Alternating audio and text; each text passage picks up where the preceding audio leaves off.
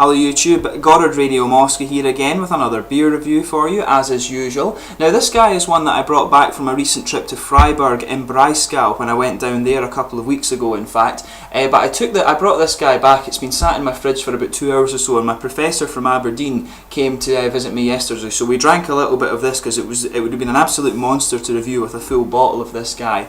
But we drank some of this guy and it's a really beautiful beer. So as is usual with my beer reviews, I'll take you through a brief history of the brewery and tell you a little bit about the city of Freiburg and stuff like that. But as I always say, if you are simply just interested in the tasting of this beer, then feel free to go on towards the latter part of the video and you will catch that particular segment.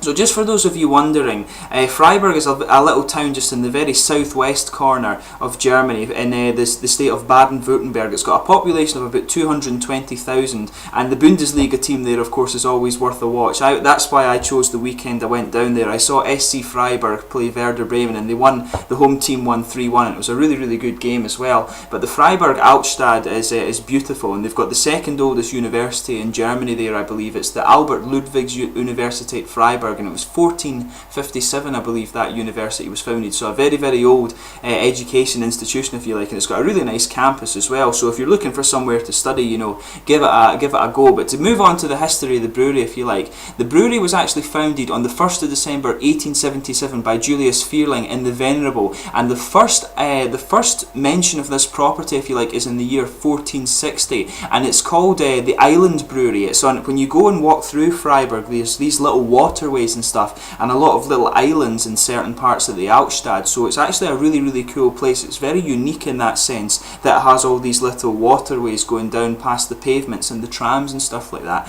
And some of their trams actually in Freiburg are very old as well, the sort of vintage style trams. But he founded a brewery with a restaurant there, and the property to the island was adjacent to the houses, and on one hand it was actually lapped by the commercial channel. As I mentioned, there's a little sort of river goes next to the brewery, and it's really unusual, as I say.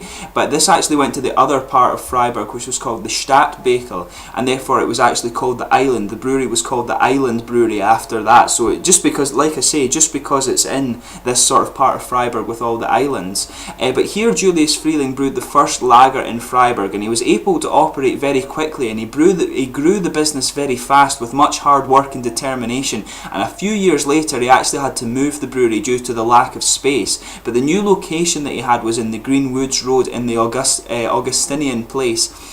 And at this location it actually developed a medium-sized company, and the beer actually enjoyed very great popularity even outside of Freiburg. But if we move to the more modern times, in 1981 they actually moved their production facility for several reasons. The quality of the water for the supply of their own wells was apparently affected by the construction of a garage just under the Augustinian Place. They built an underground parking place in there, and it was hard to maintain the quality of the water with the delivery traffic and big trucks and things coming into this thing and dirtying up the water, if you like. So they moved their brewery primarily for this reason. But directly opposite the original location of the Island Brewery, where there was a company set up again, and in 1989 the fourth generation of the family took the reins of the brewery with the graduate brewmaster Martina Feierling, and the graduate economist Wolfgang Rombach, and those two were married together, and they laid the foundation stone for the construction of the new brewery Feierling. And so they took the family tradition of brewing up again, and they created a bourgeois restaurant and a meeting place for young and old, and they say, and the Feierling is considered an institution of Freiburg, and it's a really cool building. It's got this big sort of glass front, if you like, and there's this, as I say, there's this little island that you walk on. It's got the little river thing kind of goes off in two ways, and this guy is just like it's just basically right on the island, and the river goes past it on the one side, and then the little small waterway goes past it on the other. So it's really cool. I'll put up the brewery website so you can see some pictures and stuff on it there. But when you go inside, it has this massive sort of copper kettle that goes all the way to the ceiling. It's a big sort of open planned 2 or 3 story building, but it's a really cool place. I really recommend you go and check out the Hausbrauerei Feierling if you're ever in Freiburg. And there is another brew pub there called Martinsbrau, which is actually right next to the Old Town Gate with the clock tower and stuff, and you just turn right and it's right there, and it's down in the basement there. So there's two really good brew pubs in Freiburg. So just to tell you about the other beers that you can get here, there's the Brunhilde, which is a 6% Dunkelbock. There's the Bruno, which is a 5% Dunkel. There's the Märzen and then also the Rogen, which is a 5.2% specialty grain beer. But you can only buy those beers on tap in the brew house. The Inselhopf is actually the only one they'll let you take away, because I wanted to take away a slightly different style. But this is a really beautiful beer, so we'll get on with the tasting of this guy here. This guy is a 5.2% Pils beer, they say, but I actually, when I've tried it, I think it's a bit more reminiscent of a kind of land beer or even a Helles beer. So we'll get this guy out and get on with the tasting here. But this is a really nice beer, and I've still got like a litre or so of this to drink.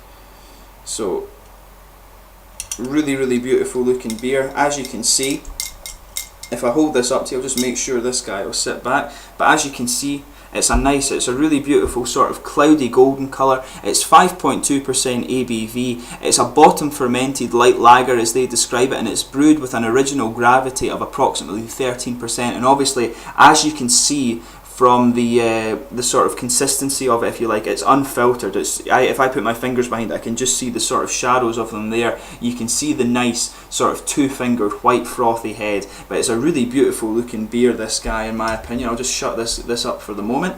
But yeah, really nice looking beer, 5.2% Pils. But I think it has more qualities of a Helles beer than a Pils, in my opinion. But it's a really beautiful beer anyway. So in terms of the aroma with this guy, it's actually quite a malty one. There's a lot of sort of bready aromas in there. You've got a nice sort of grainy malt base to it as well. Definitely a big bready and grainy base there, but it's got some nice grassy, hoppy character on top. But it's maybe even just a little bit of sort of floral aromatic character. And you can pick up just a little bit of citrus in the background there, but as I say, this is a really beautiful beer. I was tasting it with my professor from Aberdeen yesterday, because it would have been an absolute monster to open up this 2-litre bottle and then try and pour it myself. So we drank about a litre of it, and I just did that yesterday. So we'll have a little taste of this guy and see how we get on.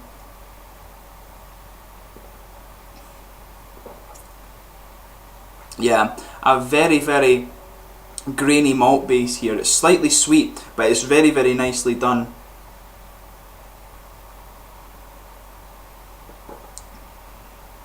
But yeah, the sort of grainy flavour can actually give a little impression of nuts. That was one thing my professor said when he was trying it. He thought it had a little bit of a nutty flavour, but it's definitely a grainy malt base, but it maybe even does have a slightly kind of nutty feel to it, in fact. But you've got a nice grainy sort of nutty flavoured bready base as the malt part of the beer.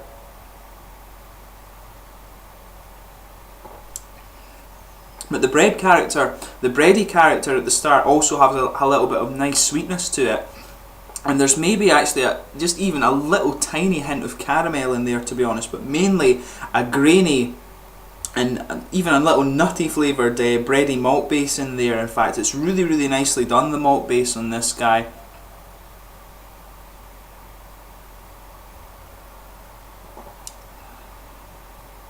The herbal character, there's a bit of herbal character, I think, in the hoppy aftertaste, but it's quite grassy at the same time. The grass sort of sticks to the front of the tongue, and it tastes a little bit more herbal on the back.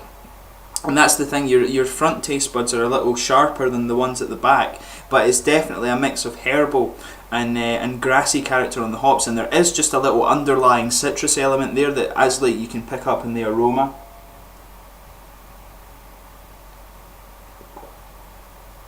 But yeah, like I say, a really nice sort of grainy malt base with a little hint of caramel. It even gives off a little bit of nut flavours. A nice grainy bready malt base in the middle there. Slightly sweet but quite well done.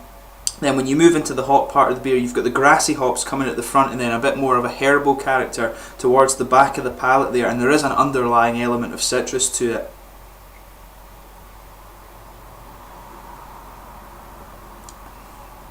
But yeah, it's a really nice beer.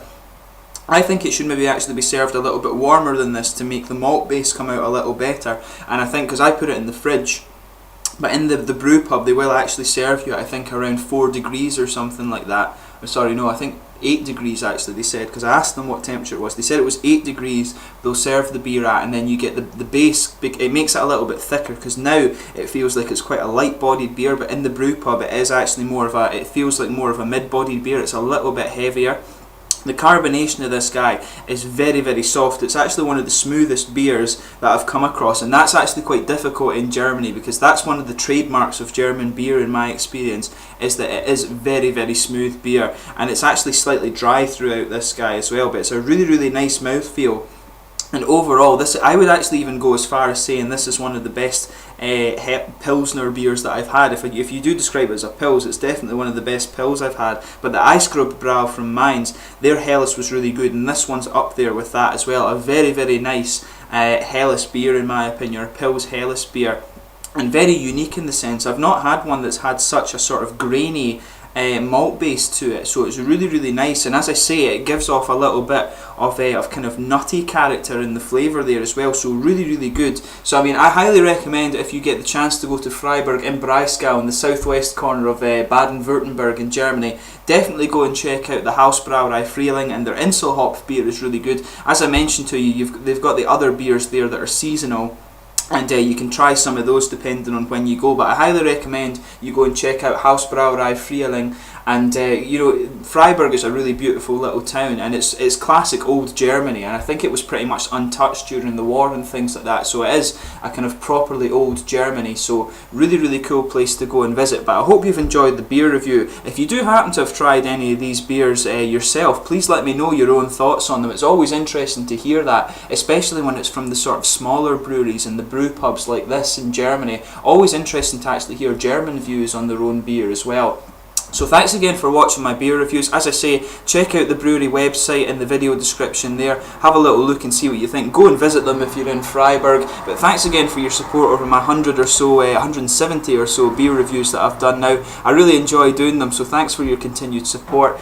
So I'll be back soon with another one, so please subscribe, like, share, all the usual YouTube stuff. I'll catch you soon with another beer review. Cheers.